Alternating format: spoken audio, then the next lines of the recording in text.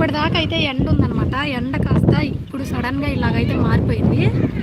చూడండి, ఇసుక తుఫాను బీభత్సం అంటే బీభత్సంగా పడుతుంది.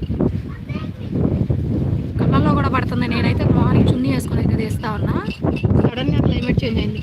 అంటే రోజు పడుతుంది. ఒక 10 days నుంచి అయితే ఇసుక తుఫాను బాగా పడుతుంది.